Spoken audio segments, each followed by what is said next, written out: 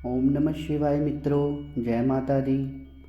दोस्तों, जैसा कि आप सबको पता है कि श्रावण मास आने वाला है और हर साधक, हर भक्त के मन में ये प्रश्न होता है कि इस बार हम श्रावण मास में भगवान शिव की पूजा कैसे और कब करें।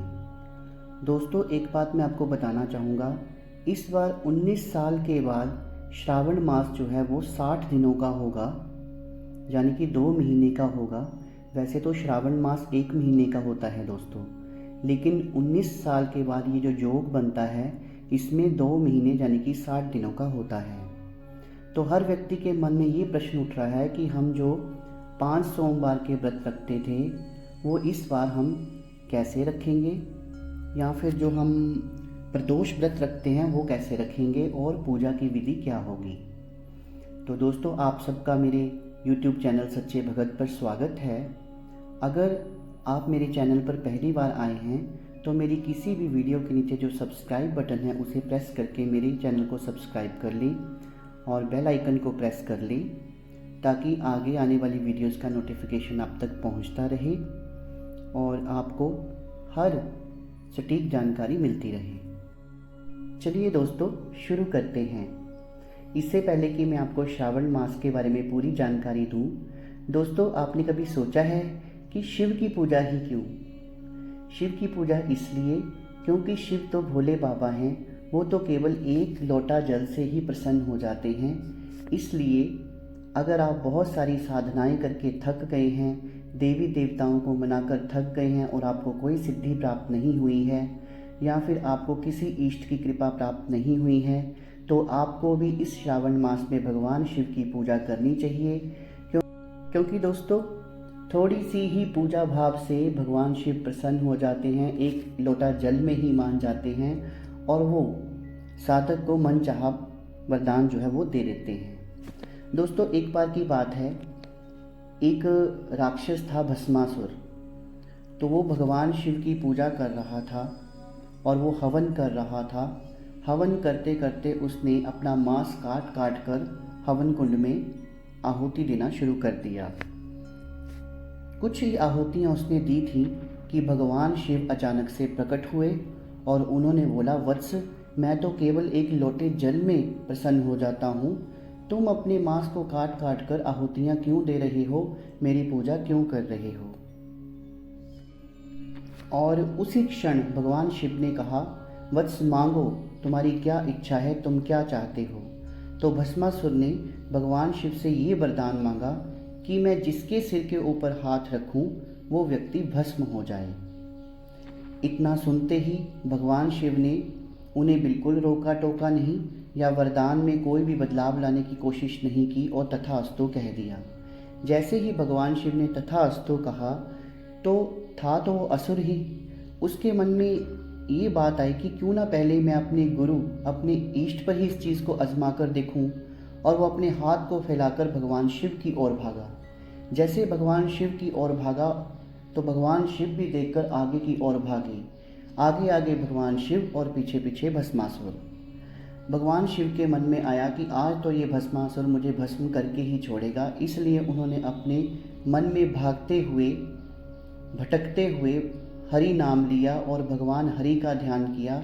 उन्होंने बोला कि भगवान विष्णु ही मेरी रक्षा कर सकते हैं। जैसे ही उन्होंने भगवान विष्णु का ध्यान किया तो कुछ ही क्षण में भगवान विष्णु जो हैं वो प्रकट हो जाते हैं और भस्मासुर और भगवान शिव के बीच में खड़े हो जाते हैं। वो भस्मासुर से प्रश्न करते हैं कि हे असुर राज, आप भगवान शिव के पीछे क्यों भाग रहे हैं। तो वो कहते हैं कि मैंने ऐसे ऐसे भगवान शिव से वरदान लिया है और मैं पहले इनके सिर पर ही हाथ रखकर इन्हें भस्मित करके देखना चाहता हूँ कि इनका जो वरदान है वो सही है या गलत है। इतने में भगवान विष्णु ज़ोर ज़ोर से हंसने लगते हैं, क्योंकि उन्होंने बड़े प्यार से उनको असुर राज हाथ जोड़कर बोला था। तो भस्मासुर उनकी बात सुन रहा था।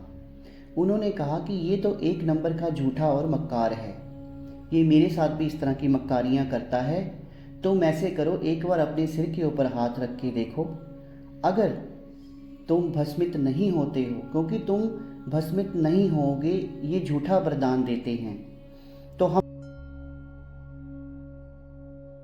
दोस्तों, भगवान विष्णु की बातें सुनकर जो असुर था वो उनकी बातों के माया जाल में फंस गया और उसने अपना ही हाथ अपने सर पे रख दिया और एक ही क्षण में वो भस्मित हो गया। इस प्रकार उसका अंत हुआ।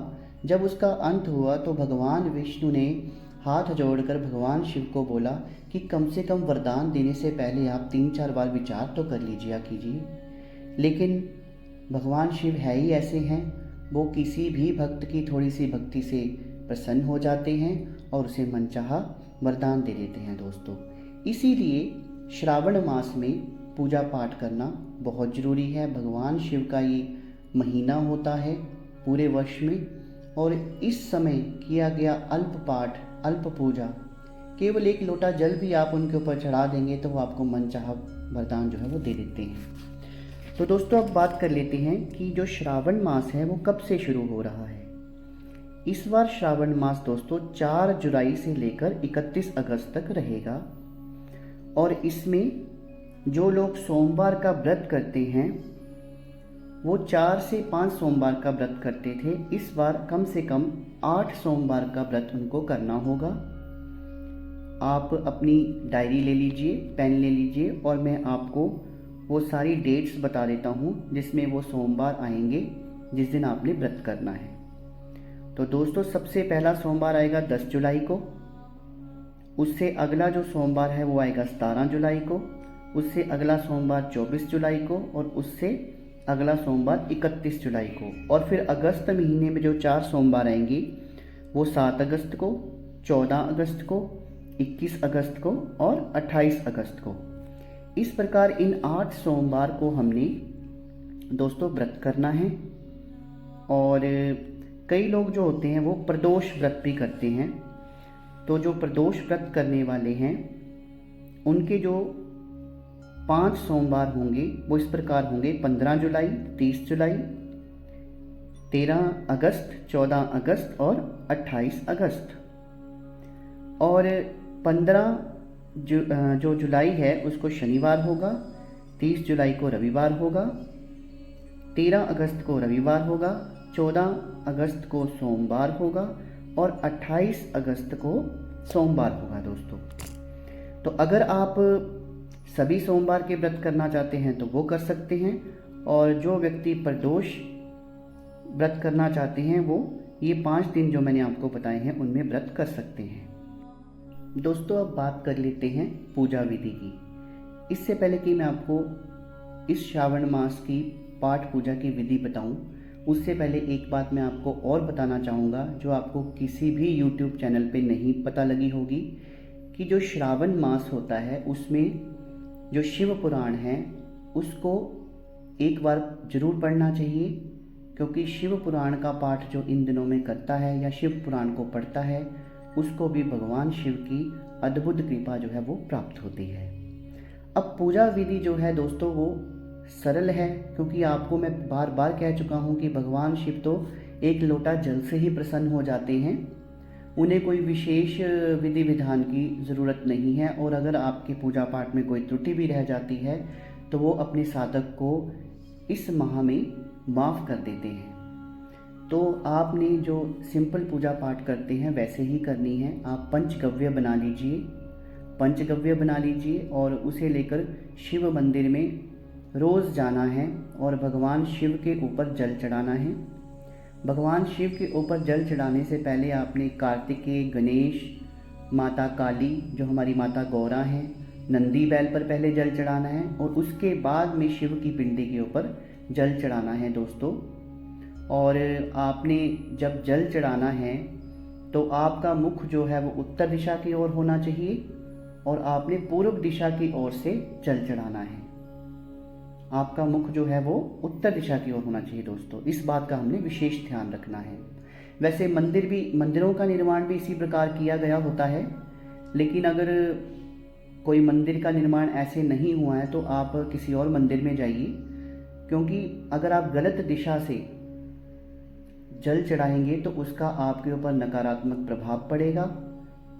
इस चीज़ का विशेष ध्यान रखिएगा दोस्तों। और जिस दिन आखिरी सोमवार होगा उस दिन दोस्तों आप ऐसा कर सकते हैं कि भगवान शिव के लिए एक गमछा भगवान गणेश के लिए एक गमछा और माता गौरा के लिए एक लाल रंग की चुनरी आप ले जा सकते हैं। और जैसे आप रोज़ पूजा पाठ करते हैं वैसे ही आपने जल चढ़ाना है, उनको भोग लगाना है।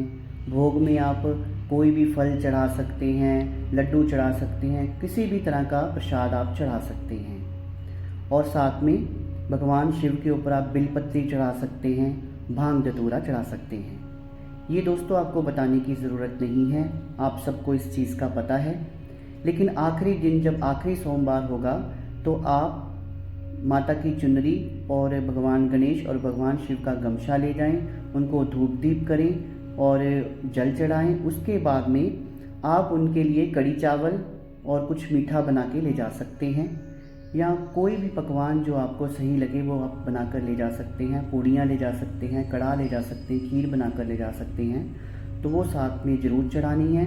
हाँ दोस्तों, एक और मैं विशेष चीज़ इसमें जोड़ना चाहूँगा, वो ये है दोस्तों, आखिरी दिन आपने जब भगवान शिव की पूजा के लिए आप जाएंगे, जो आखिरी सोमवार होगा, उस दिन आपने एक स्टील का या एक तांबे का लोटा भगवान शिव के चरणों में ज़रूर चढ़ाना है। उसके ऊपर मौली बांधनी है और उसमें अक्षत यानी कि चावलों से उसको भरना है। और यथाशक्ति जो भी आपकी श्रद्धा हो उसमें कुछ पैसे भी रखने हैं। जैसे आप 11 रुपये रख सकते हैं, 100 रुपये रख सकते हैं, 51 रुपये रख सकते हैं, जो भी आपकी इच्छा है। ऐसा इसलिए किया जाता है दोस्तों क्योंकि ऐसा करने से जो हमारे पूर्वज, जो हमारे पितृ होते हैं, वो प्रसन्न हो जाते हैं और उनकी भी विशेष कृपा हम पर होती है, जिसे हमारे बिजनेस में, हमारे कारोबार में भी बढ़ोतरी होती है और हर तरह की खुशहाली घर में आती है।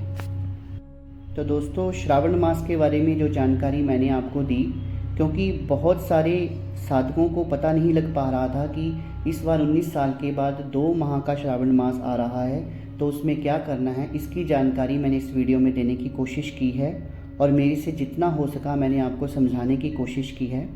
अगर मेरे द्वारा दी गई जानकारी आपको अच्छी लगी हो दोस्तों, तो मेरी वीडियो को एक लाइक ज़रूर कीजिएगा और इसे ज़्यादा से ज़्यादा लोगों तक शेयर कीजिएगा जो शिव भक्त हैं, ताकि उनको सटीक जानकारी मिले और वो विधिवत इस बार श्रावण मास में भगवान शिव की पूजा करें। तो मेरी वीडियो को देखने के लिए बहुत बहुत धन्यवाद मित्रों। शुभ रात्रि।